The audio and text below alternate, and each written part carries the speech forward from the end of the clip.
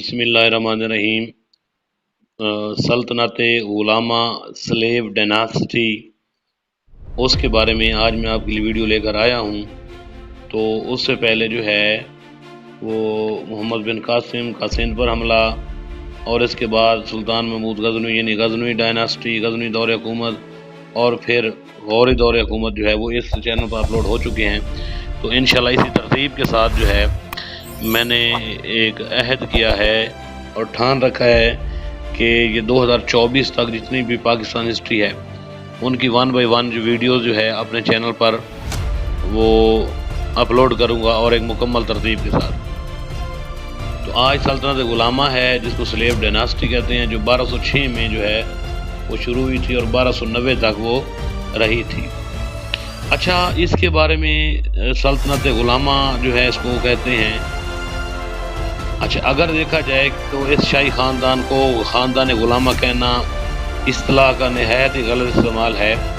اس خاندان کے فرما رواں جو تھے ہرگز غلام نہیں تھے، انہوں نے غلاموں کی طرح حکومت نہیں کی، اور وہ آزاد یعنی مطلق عنان فرما رواؤں کی طرح کی تھی۔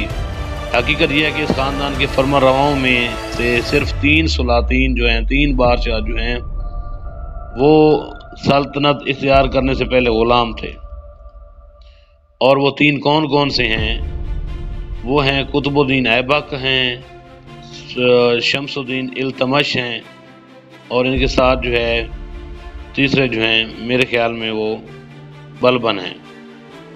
ایسے ان کے دور حکومت کو خاندان غلامہ کہنا وہ ٹھیک نہیں ہے، لیکن چلیں تاریخ میں لکھا ہوا ہے تو ہم پھر اسی طرح اس کو بھی پڑھ لیتے ہیں۔ خاندان غلامہ، اس کا پہلا سوال ہے، خاندان غلامہ ترک سلاطین یا مملوک سلطنت کو کہتے ہیں، اس کا اور بھی نام ہے۔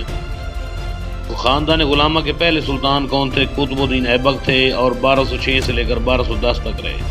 قطب الدین ایبک کا تعلق کہاں سے تھا؟ وہ ترکستان سے تھا۔ اگلا سوال ہے، قطب الدین ایبک کو شروع میں کس نے خریدا؟ نیشا پور کے قاضی فخر الدین نے خریدا، اور فخر الدین کے بعد کس نے خریدا؟ سلطان محمد غوری نے ان کو خرید لیا۔ چھٹا سوال ہے، سلطان محمد غوری نے قطب الدین ایبک کو مقبوضات ہندوستان کا وائسرائے مکمل کیا، کب کیا؟ 1192 عیسوی میں۔ قطب الدین ایبک کی تاج پوشی، اگلا سوال ہے، قطب الدین ایبک کی تاج پوشی ہوئی لاہور میں ہوئی اور 1206 میں ہوئی۔ یہ سوال بھی بڑی اہمیت کا حامل پوچھا جاتا ہے۔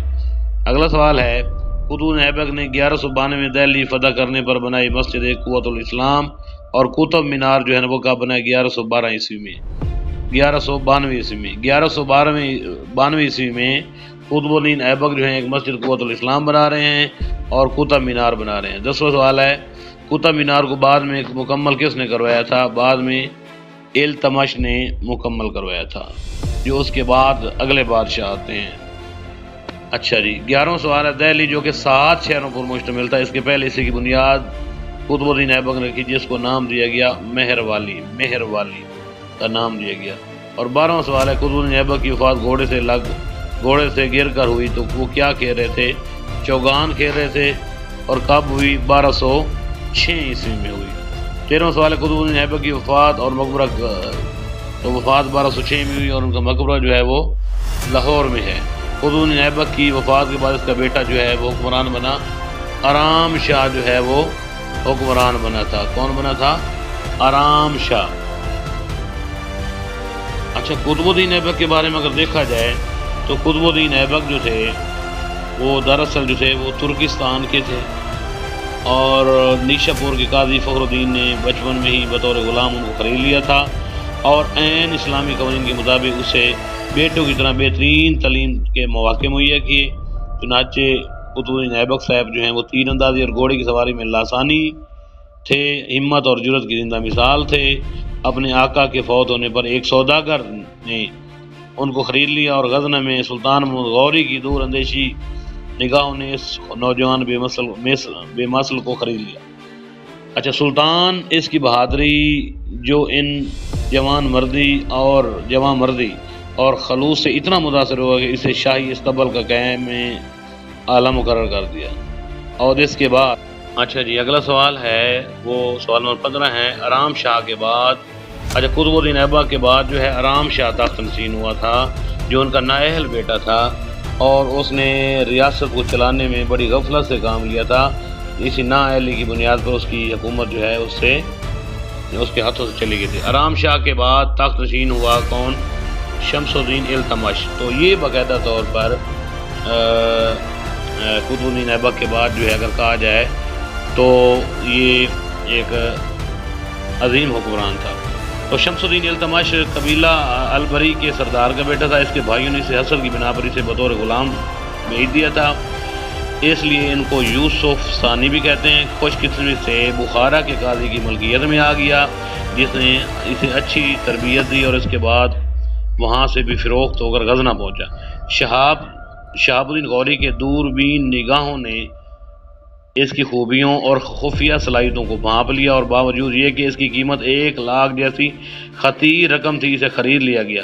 سلطان اسے بہت ہی عزیز سمجھتا تھا اور اسے بدایوں اور گوالیار کا جگیردار مقرر کر دیا، اور 1211 عیسوی میں سلطان بنا تو مشکلات کے طوفان نے ان کو آن گھیرا۔ کون؟ سلطان شمس الدین التمش۔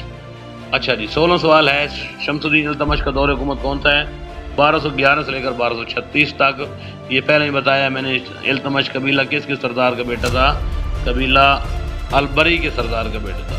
18 سوال ہے، التمش کے بھائیوں نے حسد کی بنا پر فروخت کر دی، اس لیے اسے یوسف ثانی بھی کہتے ہیں۔ یہ پہلے میں نے باتیں بتا دی ہیں۔ 19 سوال ہے، بھائیوں سے بخارا کے قاضی کی ملکیت پھر غزنہ سے خریدا گیا۔ اچھا، بھائیوں سے بخارا کے قاضی نے خریدا، اور پھر غزنہ سے پھر شہاب الدین غوری نے ان کو بطور غلام خرید لیا۔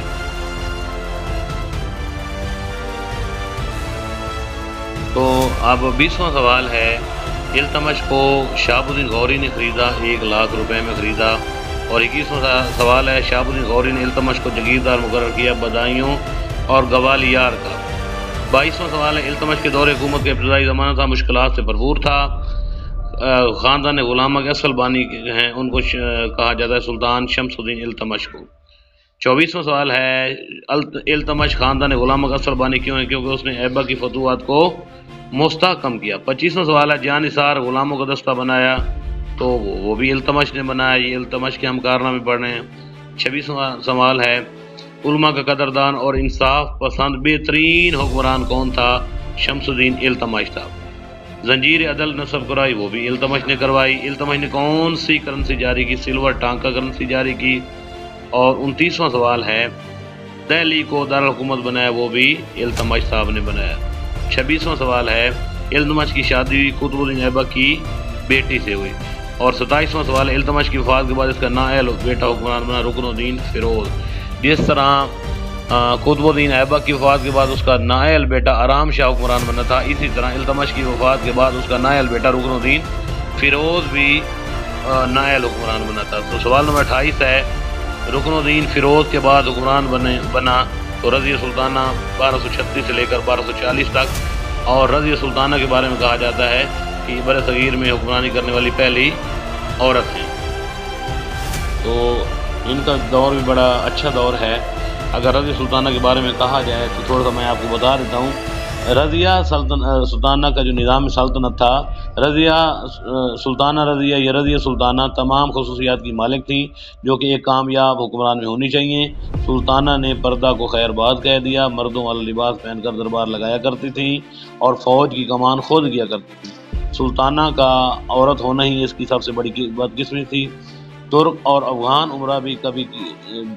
عمرہ کبھی بھی کسی عورت کو صدق کے دل سے اپنا سردار ماننے سے بالکل تیار نہیں تھے، ایسے انہوں نے اس نیک دل ملکہ کے خلاف سازشوں کا جال پھیلایا، بلکہ اس کے نیک کردار پر ہر زنی کی جانے لگی۔ اور ملک یقوت ایک حبشی غلام تھا جو سرکاری اسطبل کا افسر اعلیٰ تھا۔ وہ ملکہ کے لیے شاہی سواری کے وقت شاہی گھوڑا آگے لا کر کھڑا کرتا تھا۔ اس چھوٹی بات کا بتنگڑ بن گیا۔ تمام وزراء اور عمرہ اسد سے جلنے لگے۔ بٹنڈا کے حاکم ملک التوانیہ نے بغاوت کر دی، اور ملکہ اسے مدد چکھانے کے لیے خود میدان میں چلے گی، لیکن ناکام رہی۔ ملکہ نے اپنی ناکامی کو کامیابی میں اس طرح تبدیل کیا کہ ملک التوانی سے شادی کر لی، اور دونوں بعد میں قتل ہو گئے۔ اچھا، رضیہ نے تقریباً 3.5 سال دہلی کی حکمرانی کی اور وہ پہلی عورت تھی جو دہلی کے تخت پر براجمان رہی۔ تو رضیہ سلطانہ کے بارے میں نے آپ کو پہلے ہی بتایا ہے کہ ان کا دور حکومت 1236 سے لے کر 1240 تک رہا۔ تو آپ اسی کے سوال مزید پڑھتے ہیں۔ 29واں سوال ہے، رضیہ سلطانہ نے کس سے جنگ کی اور بعد میں شادی کس سے کی؟ پٹنڈا کے حاکم ملک التونیہ سے، میں نے پہلے بتا دیا ہے۔ 30واں سوال ہے، رضیہ سلطانہ کے بعد اس کے بھائی نے حکومت کی، کون بھائی ہیں؟ بیرام، کون ہے؟ بیرام، 1240 سے لے کر 1242 تک۔ اچھا، مزے کی بات ہے کہ قطب الدین ایبک کے بعد اس کا بیٹا حکمرانی پر آیا جو نااہل تھا، اور اسی طرح التمش کا بیٹا بھی حکمرانی پر آیا، وہ بھی نااہل تھا، ٹھیک ہے۔ اور قطب الدین ایبک کا جو بیٹا تھا وہ آرام شاہ تھا، اور رکن الدین فیروز جو تھا وہ التمش کا بیٹا تھا۔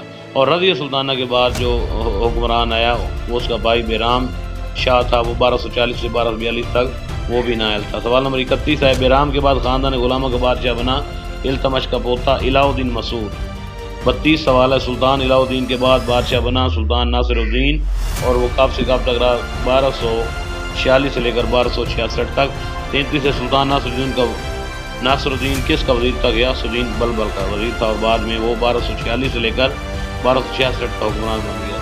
34 ہے، غیاث الدین بلبل کا دور سلطنت ہے 1266 سے لے کر 1287 تک۔ غیاث الدین بلبل جو ہیں وہ بھی ایک اچھے حکمران تھے۔ تو بلبن کے بارے میں تھوڑا سا انٹروڈکشن آپ کو دے دوں کہ ایبک اور التمش کی طرح بلبن نے بھی غلام جیسی حقیر حیثیت سے سیاسی زندگی شروع کی تھی، اور پھر بعد میں خوددار قابلیت کی بنا پر اعلیٰ ترین رتبہ پر پہنچا تھا۔ بلبن نسلاً ترک تھا اور اس کا باپ ترکستان کے الباری قبیلہ کا سردار تھا جو کہ 10,000 خاندانوں پر فرما روائی کرتا تھا۔ بچپن میں منگولوں نے اسے اغوا کر کے بطور غلام بغداد میں بھیج دیا تھا۔ وہاں سے بصرہ والے خواجہ کمال الدین نے اسے خرید لیا اور اپنے بیٹوں کی طرح اس کی پرورش کی اور اعلیٰ تعلیم سے مزین کیا۔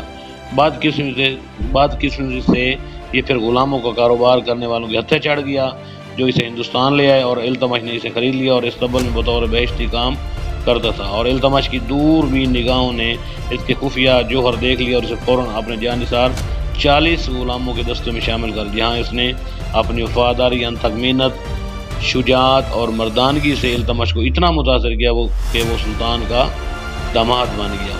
رضیہ سلطانہ کے زمانے سے امیر شکار کے عہدے پر ترقی دی گئی۔